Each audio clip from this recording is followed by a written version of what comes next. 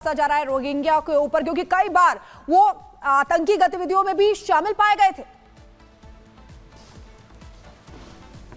देखिए, स्वाभाविक तौर पर कहीं ना कहीं शक की सुई कई बड़े आतंकी हमले, जिनमें कि सुंजवा आतंकी हमला शामिल है, उसके बाद रोहिंग्यास पर जो है पहुंची थी।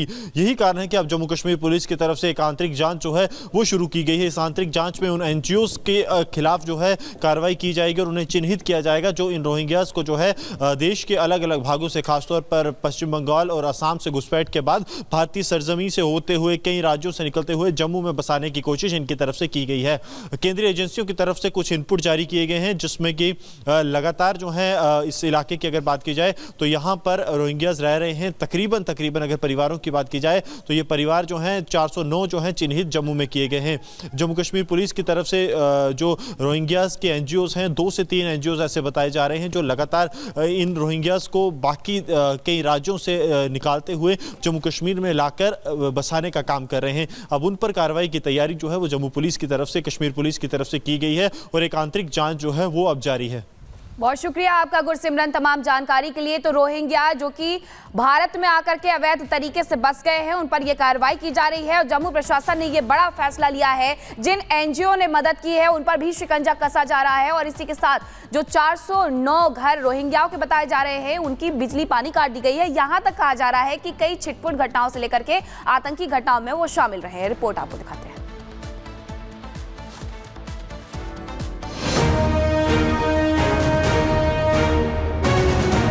जम्मू कश्मीर प्रशासन की तरफ से बड़ी कार्रवाई, 409 रोहिंग्या परिवारों की बिजली और पानी काटने का आदेश जारी किया गया है।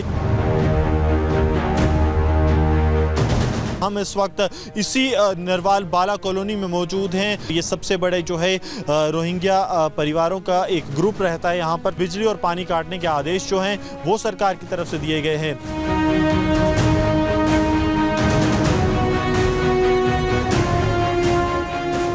पार्टी आया था, बोला है बिजली का वो पानी का आकर वो पानी का नल का बंद कर दिया, बिजली का तार काट दिया।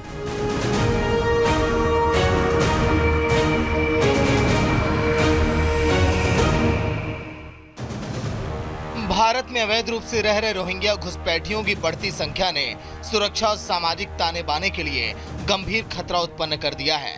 ये लोग छोटे मोटे अपराधों से लेकर बड़ी आतंकवादी गतिविधियों में शामिल पाए गए हैं, जिससे देश की आंतरिक सुरक्षा पर भारी दबाव बना है।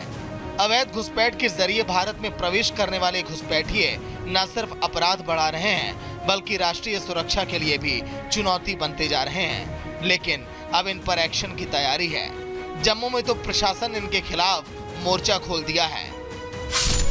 रोहिंग्या घुसपैठियों पर चोट, बिजली कनेक्शन कट, पानी सप्लाई भी बंद। जम्मू प्रशासन की सख्ती, देश में रोहिंग्या नहीं बर्दाश्त। जम्मू में भारी तादाद में रोहिंग्याओं ने शरण ले रखी है। अब इन पर प्रशासन का डंडा चल रहा है।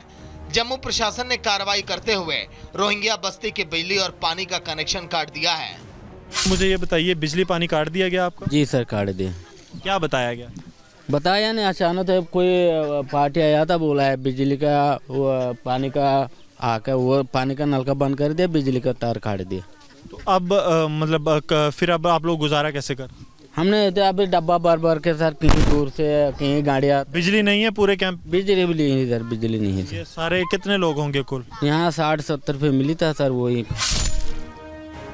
वहीं रोहिंग्या शरणार्थियों की अवैध घुसपैठ को रोकने और सार्वजनिक सुरक्षा सुनिश्चित करने के लिए जम्मू पुलिस ने लोगों से अपील की है कि बिना किसी सत्यापन के किसी को भी मकान किराए पर ना दें। प्रशासन का डंडा तो चल रहा है, लेकिन सवाल उठ रहा है कि सुजवा सैन्य कैंप के आसपास रोहिंग्याओं की बस्ती किसने बसा कर दी, कैसे बिजली और पानी के कनेक्शन मिल गए। आम नागरिक को बिजली पानी की स्थायी सुविधा लेनी हो तो विभागों की औपचारिकताएं पूरी करने में कई महीने लग जाते हैं, लेकिन रोहिंग्याओं की बस्ती में विभागीय अधिकारी कनेक्शन देने पहुंच जाते थे। दरअसल रोहिंग्याओं के सिर पर कश्मीर केंद्रीय सियासतदानों का हाथ रहा है। जम्मू में साजिश के तहत बसाए गए रोहिंग्याओं को हर सरकारी सुख सुविधा दी गई। बिजली से लेकर पानी सब कुछ मुफ्त है, जहां तक कि रेलवे और नगर निगम में भी अस्थायी नौकरियां भी।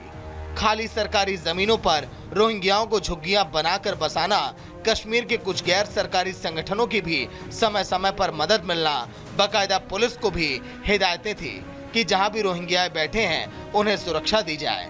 अनुच्छेद 370 की आड़ में कश्मीरी हुक्मरान की मनमानी आज सबके सामने है। पश्चिम बंगाल और जम्मू कश्मीर की राज्य सरकारों ने और सत्ता की लालच में करीब दशक भर पहले से रोहिंग्याओं को शरण देना शुरू किया, जो अब तक लगातार जारी है। अब उनकी यही नीति देश के लिए नासूर बन रही है और रोहिंग्या देश की सुरक्षा के लिए अब खतरा बन गए हैं। Bureau report, Republic Bharat.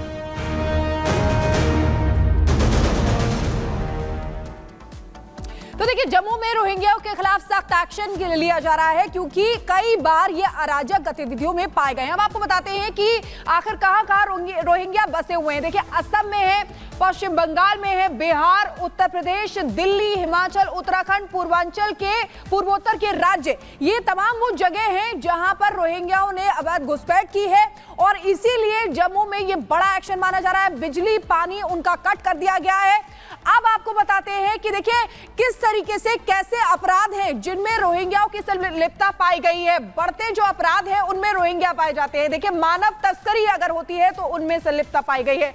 नशीली दवाओं का कारोबार में भी ये पाए गए हैं। आतंकी गतिविधियों में भी ये शामिल रहे हैं और जिहाद और सांप्रदायिक तनाव को पैदा करने में भी रोहिंग्याओं का हाथ रहा है, क्योंकि कई जगह हमने इसे देखा है और इसीलिए ये सख्त एक्शन इन पर लिया गया है। और वही रोहिंग्याओं पर कसे जा रहे शिकंजे के बीच दिल्ली का रुख यहां पर कर लेते हैं, जहां पर दिल्ली से बड़ी अपडेट आपको बताएं। जो है एक शख्स को गोली मारने का मामला सामने आया है। बदमाशों ने दिल्ली के शाहदरा में एक शख्स की हत्या कर दी है। शाहदरा का दिल्ली के पूरा मामला है, जहां पर 2 बदमाशों ने गोली मारी है। दिल्ली के शाहदरा में इस घटना को अंजाम दिया गया है, जहां पर एक शख्स को मौत के घाट उतार दिया गया। 2 बदमाशों ने गोली एक शख्स को मार दी। तो 2 बदमाशों ने सरेआम गोली मारकर के हत्या कर दी। हमारे साथ हमारे सहयोगी लोमस जुड़ गए हैं। लोमस, सरेआम इस तरीके से हत्या कर देना यानी दिखाता है कि पुलिस प्रशासन का कोई खौफ है ही नहीं। ये लोग कौन थे और क्या इनकी आपसी रंजिश थी? पहले से एक दूसरे को जानते थे? कोई जानकारी? बिल्कुल मीनाक्षी, मैं आपको जानकारी दे दूं कि जिस तरीके से दिल्ली में हत्याकांड को अंजाम दिया है, तो कहीं ना कहीं पुलिस के ऊपर सवाल उठ खड़े हो रहे हैं, क्योंकि आपने देखा कि ये पूरा घटनाक्रम फर्श बाजार का मामला है, जहां पे सुनील जैन सुबह वॉकिंग पे जाते हैं और वो जब अपने घर जा रहे होते हैं और उसी दौरान 2 बाइक सवार आते हैं और उन पर ताबड़तोड़ फायर कर दिया जाता है। और उसके बाद सुनील जैन को आनंद फानंद में नजदीकी अस्पताल में भर्ती करवाया जाता है। हालांकि वहां पे जो आसपास मौजूद लोग होते हैं उनके द्वारा पुलिस को जानकारी दी जाती है। उसके बाद पुलिस भी मौके पे पहुंचती है और आपको जानकारी दे रही कि दिल्ली पुलिस की स्पेशल क्राइम ब्रांच टीम अब इस पूरे मामले को लेकर के जांच करते हुए नजर आ रही है और देख रही है कि क्या ये कोई आपसी रंजिश का मामला है या फिर कोई और मामला है, क्योंकि ये जो घटनाक्रम को अंजाम दिया गया, आप समझ सकते हैं कि कोई व्यक्ति सुबह मॉर्निंग वॉक करके अपने घर की तरफ लौट रहा होता है और इस तरीके से हत्याकांड को अंजाम देना तो कहीं ना कहीं आपसी रंजिश की तरफ। बिल्कुल लोमस, बड़ी जानकारी आप दे रहे हैं। तो देखिए किस तरीके से यहाँ पर कानून का माहौल उड़ाते हुए अपराधी जो है वो दिखाई दे रहे हैं। मॉर्निंग वॉक कर रहे शख्स को गोली मार दी। बहुत बहुत शुक्रिया लोमस हमारे साथ जुड़ने के लिए। आगे